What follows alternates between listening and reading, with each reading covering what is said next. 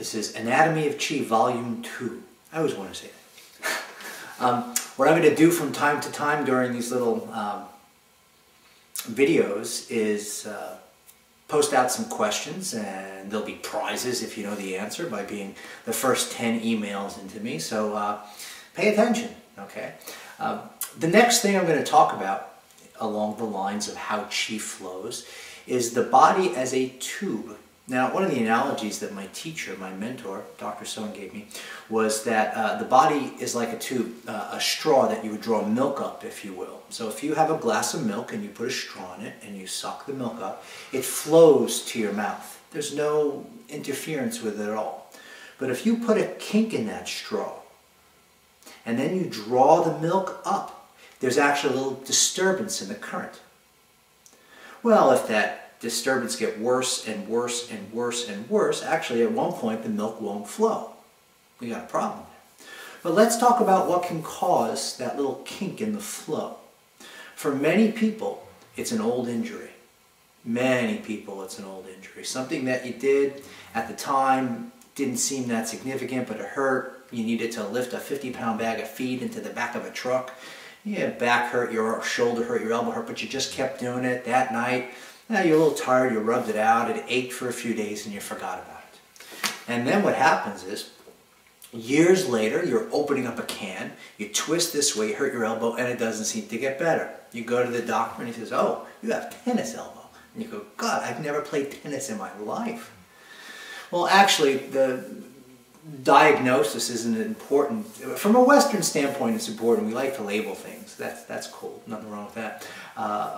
But if you think about it, it all traces back to the micro tearing of tissue, the tightening of muscles, the holding of the arm in a gingerly position for several weeks after initially injuring it, that led to the condition of not having the normal flow of blood, lymph, and nerve supply through your arm.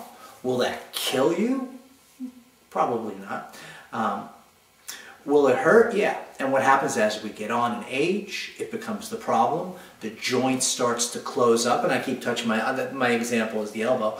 Could be any joint in your body. And what ultimately happens is that the bone starts to fuse together, and the body's infinite wisdom, which is again part of the innate intelligence and the chi of the body, it starts to lay calcium and bone salts down over the joint to try and keep it from moving. Well, if you keep it from moving, then it won't hurt. Now your chi is really stuck. That buildup of calcium and bone salts, and there's a scientific process that goes on with that. I'll explain in a later video. Actually, it's called arthritis.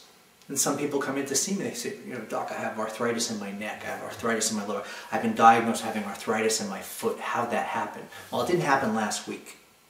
The point of this is that if we go back to the original injury, if the person would stop in the moment and say, "Wow, I hurt my elbow. I think I'll lift with my other arm. I think I'll do something a little different. I think I'll take a break. I think I'll ask for help. I think I'll come back to this tomorrow. I'm going to rub my arm out and make sure there's a lot of blood supply, and I'm going to address any injury I have."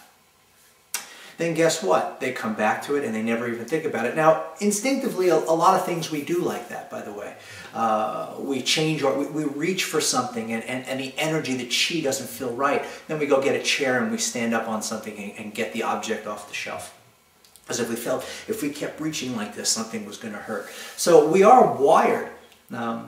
We have that chi in us, if you will, to prevent injury in ourselves. But it's when we overlook that, ignore it, or have an accident where that chi gets disrupted. So let's go back to the analogy of the straw. So if you're drawing milk up through the straw, that original straw is pretty strong. Once it creases in that spot, you straighten it out. You could still draw milk up. In fact, it would be pretty darn perfect for a while. But there'll be always that tendency for the straw to fold. If I took the straw between my two hands and pushed, where it's going to fold is that injury, is that area where the original quote-unquote straw injury was. It's going to bend right there. So my point to everybody is that if you have an injury, if you have an old injury, if you have something that you hurt a while ago, not only do you need to address it in the moment, you need to keep addressing it.